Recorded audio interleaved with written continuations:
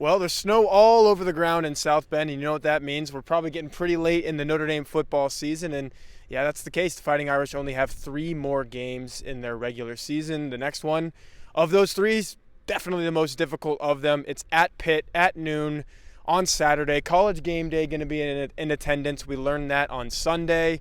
And we learned a little bit more about this Notre Dame football team today on Monday, but really not a whole lot, Jack. It felt like a very business-like Marcus Freeman press conference.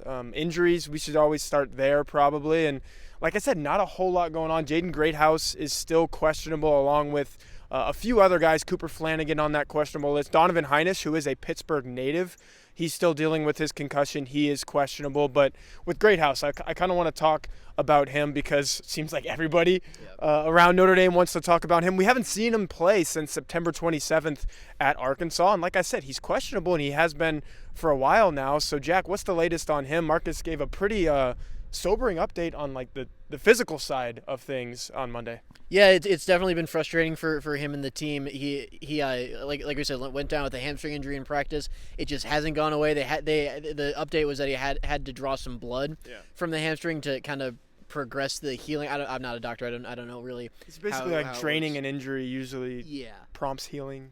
Yeah, that kind of thing. So I mean they're trying stuff. It's just the kind of thing where you gotta hope it goes away, and so far it hasn't. They're going to see how he does in practice the next couple days, maybe couple weeks. As a reminder, he does still have the option to redshirt the season. I can't stress enough that has not been the plan from the beginning. That he was always going to play when he's healthy, but now with only a couple games left, he misses a Pitt game. You're starting to say, well, is bringing him back for the Stanford and Syracuse game worth it to lose the year of eligibility? So all factors Notre Dame has to consider, but rest assured they're gonna get Jaden Greathouse back when he's ready to go. And I guarantee you, if Notre Dame makes the college football playoff, which is looking more and more like the probability, especially if they do beat Pitt on Saturday, it's driver's seat as you can be for Notre Dame at that point.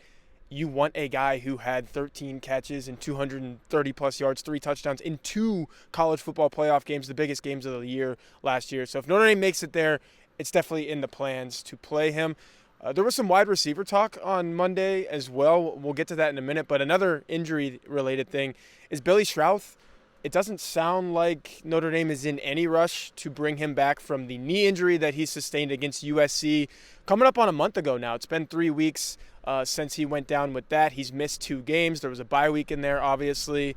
But Notre Dame feels pretty good with Sullivan Absher, and it's another one of those things, Jack, where you want Billy Schrauth to be as close to 100% as he can be when he is back, because with that knee, it's probably a chance that you can aggravate that thing and just get him healthy. And if there's a stretch run to be had, then you want a pretty and fully healthy Billy Schrauth. Well, not probably. We know there is a chance that he re-aggravates it because of the same injury Jeremiah Love had last year, and he definitely re-aggravated it. Yeah, it doesn't sound like Schrauth is all that close to returning. I mean, he's a big man. He's so important to this offense. You saw the impact in the last game he played against USC. So that's another one where, like, if they can get him back before the playoffs to get his legs under him a little bit, great. If they do make it there, though, we believe they should have him back for the college football playoff. So that should be the priority. I mentioned the wide receivers. Marcus Freeman, glowing remarks about them today, particularly the top 3 guys, the starters that you see that eat up most of the snaps, Malachi Fields, Jordan Faison, and now Will Pauling as a result of Jaden Greathouse being out for a while. It's like the rapport that C.J. Carr has with them gets better and better each week, and sometimes you see it more with someone one week than you do with somebody else the next. Like Jordan Faison, I think, has been the steadiest among them, but anytime you can get Malachi Fields running open down the middle of the field, C.J. Carr is going to hit him. Will Pauling for the touchdowns that you've seen from him, so that's been a really big piece of this Notre Dame offense. Marcus Freeman talked about Jeremiah Love today and some Heisman Trophy talk. Jack, I don't know if that piqued your interest, but the wide receivers, we talked about the offensive line, and then Jeremiah Love. Anything stand out about what Freeman had to say about those factors and those people today? Always the reminder that while it would be lovely if Jeremiah Love got the Heisman Trophy, that is very much not the priority. They're not going to play him more than they need to in blowouts like they had last week. Jeremiah Love, I think, would be, as Freeman said, the first to tell you that winning is the priority. So while Freeman certainly believes that Jeremiah Love is Heisman caliber, they're not going to juke the stats to try and get him to that point. Yeah, and I don't think, by the way, his stats are where they probably need to be. Even with him being the number 3 player in the country in yards from scrimmage per game, I think it's 138. He scored more touchdowns than anyone else. He's tied with, do you know who he's tied with? He's tied with somebody for 16 touchdowns which is tops in the FBS as well. Ole Miss's Kyron Lacey, but don't quote me on that.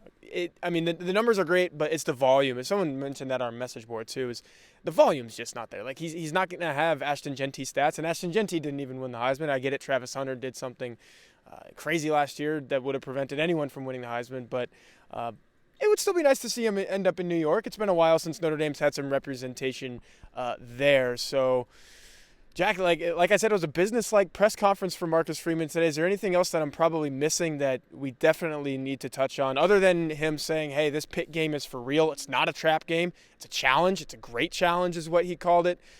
Pitt has not lost since it moved over to a new starting quarterback who's a freshman, who's played very admirably, and it seems like the team rallies around him as well. So that's definitely on the horizon for Notre Dame. But again, anything else from today that you think we're missing? Yeah, what he said about the way C.J. Carr is kind of adjusting the way teams defend him was interesting. I thought he talked about, it can be different. Like we saw against USC, they played a lot of too high coverage, but in general, especially these last two games, teams are thinking we are going to stop the run at any cost whatsoever. And Notre Dame has to make the cost, and C.J. Carr beating teams over the top.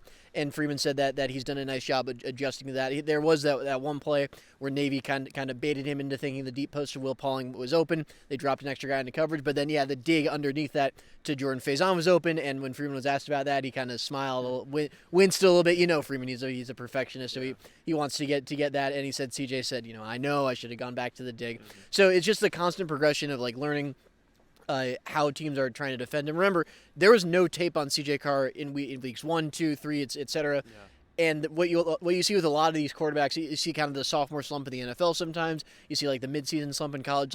Once teams get tape on these guys, then they adjust, and then it's on the quarterback to adjust back. So I think that's kind of the process we're seeing with C.J. Carr, and it's going about as smooth as you can expect. And the great equalizer, if we've seen Boston College and Navy key in on the run the last couple of weeks, the great equalizer, if teams do go back to what USC did in the game before that and say, okay, we're gonna sit some safeties over the top here and we're not gonna let you throw it, well then Jeremiah Love maybe gets those Heisman type of stats like he had in that game. So that's what it's gonna be with Pitt, and we'll end there.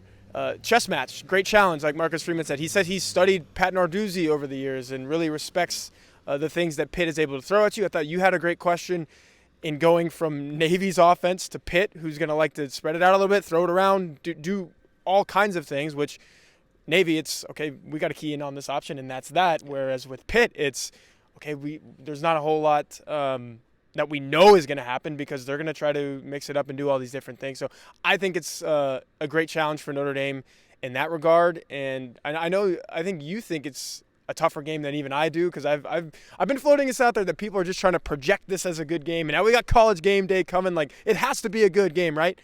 I think Notre Dame is better, but Jack, this is still Notre Dame's toughest test left in the regular season. It's not even close. Well, there are a couple things that present an interesting matchup to Notre Dame. Number one is the post-Navy hangover, like we talked about. Al Golden said last year on record a couple times that was a big reason that the pass defense struggled against USC. They had the whiplash coming from Army, which was a traditional flex bone triple option like you saw against Navy, to a team that likes to spread it out and throw the ball. And Mason Heinschel, the freshman quarterback, he likes to throw the ball. I think I did the math this morning, 36 passing attempts per game since he started. If he qualified, that would be in the top 15 nationally.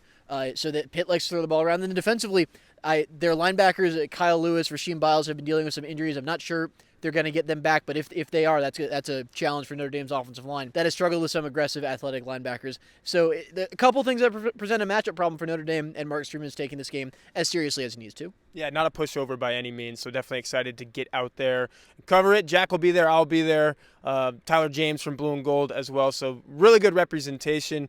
You can watch all of us here on this YouTube channel. Highly recommend you guys doing that in the lead up to that game, and then go to blueandgold.com for all of our written work as well. So until Saturday, or if you guys see us in the meantime, which I just said you probably should, we'll see you guys around. That's Jack Sobel. I'm Tyler Horka with blueandgold.com and Blue and Gold Illustrated.